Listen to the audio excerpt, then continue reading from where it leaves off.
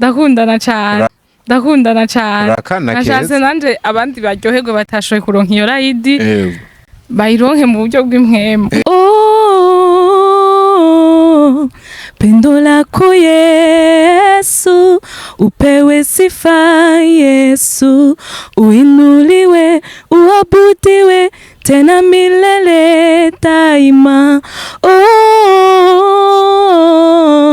Pendo lako Yesu, upewe sifa Yesu, uinuliwe, uabudiwe tena milele daima. Ebe. Yes, mi amor. Hani nariko ndiyumvira ko hani mu yacu twayikorera muri Marina Bay Singapore. Ko wasigaye inyuma mu iterambere. Ubona bankifata ingendo nja guspendinga amafaranga yanje hanze kandi mu Burundi dufise n'ibituronsa hotel. Aho ni kandi. Ni hotel y'akataraboneka iri mu gisagara ca Rumonge. Ahubwo nkubaza ntuzosubira mu karere uje kuruhukira handi atari hano. Ishuruti oya. Hari ivyumba vyiza vy'imico yose ahasanzwe VIP eka mbere na chambre présidentielle. Hari amasare y'inama y'imanza kabare buffet umukeke n'ibindi bijanye. Mbega customer care iri hano. Mbega kayaga gahuha kaduganye Tanganyika kuteramiye hano hantu kuri internet guruka nk'umuravyo we. Akandi kabijya rero piscine na iradushwaramwo vuba cyane. Nibi turonsa hotel Paradise on Earth. Man muri mugisha kuba mwarahisemo Diko Entertainment ndabakengurukire cyane nk'ibisanzwe muri kumwe n'umuhungu wanyu ndi kuri Leonce Desanzwe Dr. Vlove aka Diko. Zona kiriye n'umuririmbyikazi wa gospel yitwa Josiane. Uno mwigeme nk'ibisanzwe aba yateguye abasa neza mu mwambaro mwiza usiguye ibintu byinshi cyane nk'umukozi w'Imana niko yaje ameze. Josiane turakwakiriye. Murakoze cyane. Mu bintu ndondaguye byose n'igiki ndakubesheye. Oya nta nakimwe wambesheyemo. Nta nakimwe nabeshe. Ibara wambaye urazi ico risigura. Siguri. Oya nakubaje. Ibaza yuko ari huje niriratukura. Hari ico risigura. Ntaco nzina kubera ko Josiane n'umunyamuci. Bivuze ngo wowe ntabwo ufa kwambara. Ibara urinze unaryambara nuko ufise impamvu wajyambaye kumbure ufise n'insigura. Gusa jewe ico naheruka nimba ntibeshe ku ma Saint Valentin narabona no mabara menshi cyane mu bantu.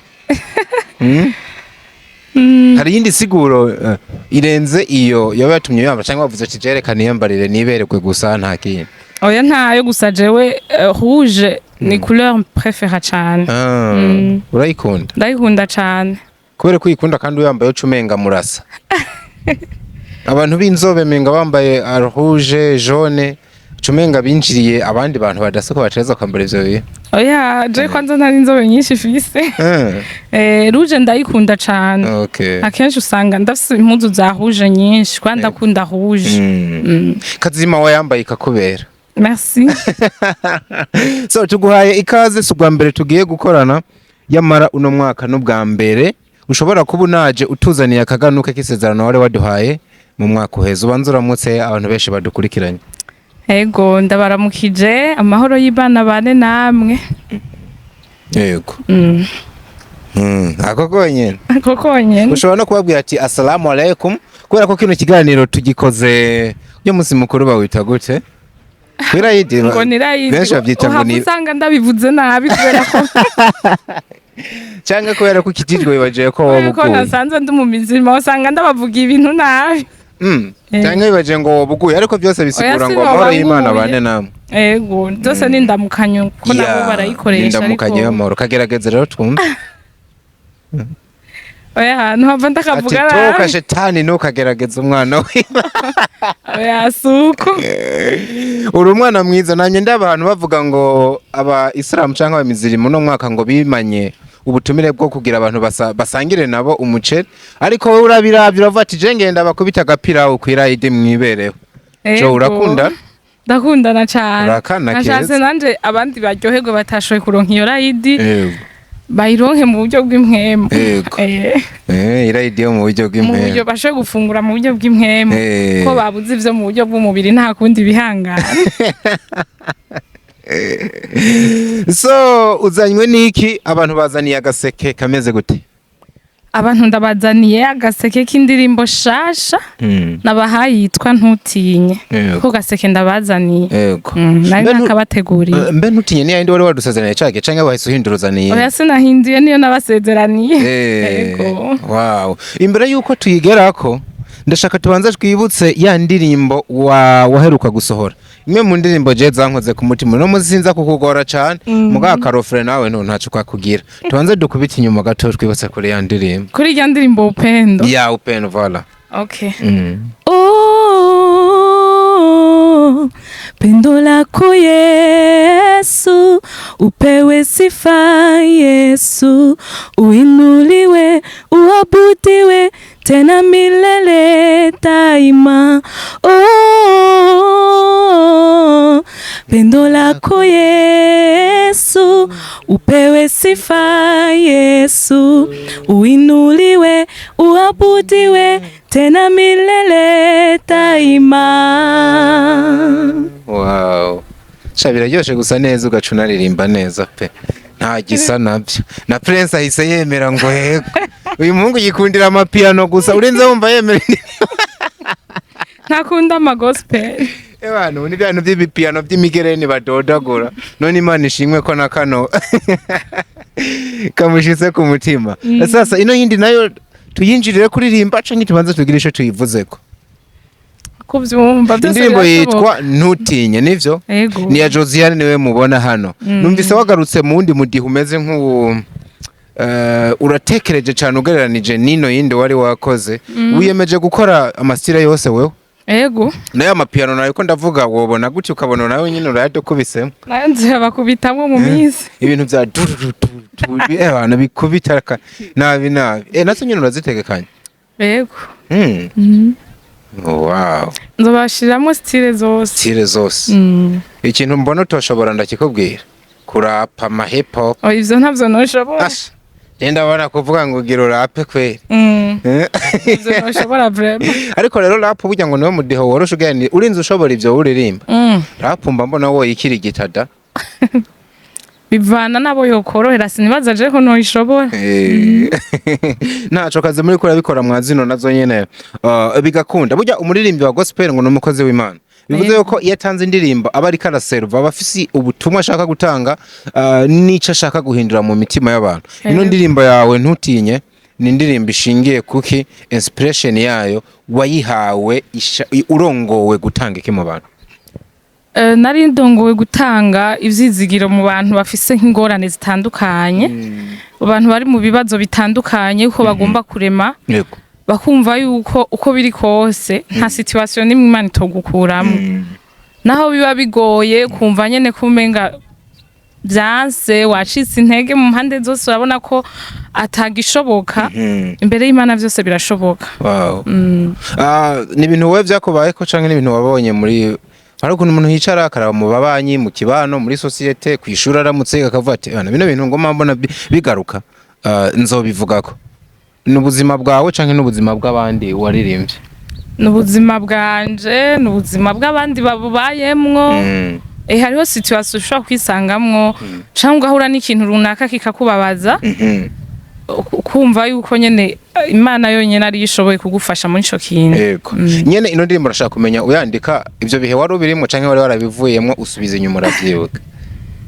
Iyo ndirimbo ndayandika nari ndi mu bihe nk'ivyo bitoroshe. Nzamuko nyene ndayandika izana na melody vyose nyene uko nyene ndayandika ndavuga ati indirimbo uko biri kose yego nzoyiririmba bivanye n'amajambo nayo nyene irimwo ndumva ko hariho nabandi bantu bahura n'ibibazo bagomba kurema kuko ibibazo biraza mugabo usenze Imana ikabigukuramo. Basha ivyo bintu byoshoboka ko tubimenye. Erega bamushinga intahe jo bamushinga intahe abantu burya intahe ngo barazigiramwo canke bamenye gusa ko ari mu bihe bibi hanyuma Imana mbe warabirenganye. Narabirenganye. Zari bihe nyene hari ibintu satana guteza ibihuhusi vy'akanya gato bikaza bikamenga bigomba kugutera ubwoba ariko kandi ari ibintu bito. Yego. Ntabwo nabitevyemwo jewe. Byaranyarutse. Byakwigishije iki? Guca mu bintu Imana igacigutabara utarinze gucobogora niko bavuga. Utarinze gucobogora nyigishije nyene gusenga, nagiye mu cumba ndasenga, mfata umwanya w'amafungo ndasenga. Imana hari ibintu nyene ubusanga mbere Imana yaramaze gutanga inyishu, ariko inyishu itaradushikira. Ikibazo c'abantu ngo nuko kurindira inyishu y'Imana bikunze kutugora, ugasanga uragotse kandi inyishu yarigeze kurugi, ugasanga utanguye kwidodomba inyishu yaratanze ahubwo ntiragushikira wewe. Ugasanga utangiye kwivayanga kandi Imana yagiriye kwishura. Nuko bintu bimeze. Mbuze kwivayanga wowe utahuye. Njewe ntahuye kwivayanga mu vy'isi, gutangura kugenda gushaka kwigwanirira kandi atavyishoboye. Narinzi ngo witabiriye uri kurambe.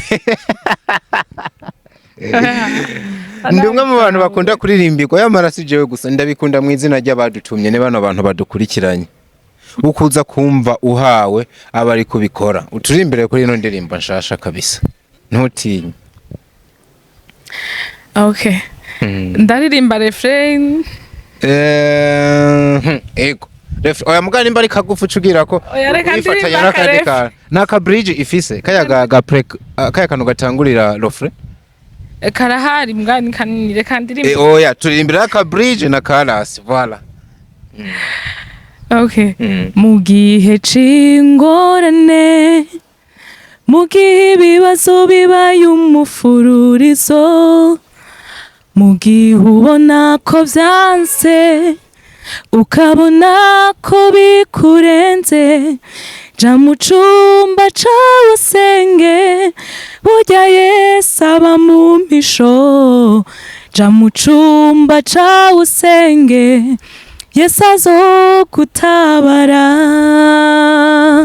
Nshuti ntutinye, ntutinye, aragukunda azogutabara. Yakuguza amaraso y'igiciro, aragukunda ntutinye, azogutabara. Ntutinye, niwe yivugiye,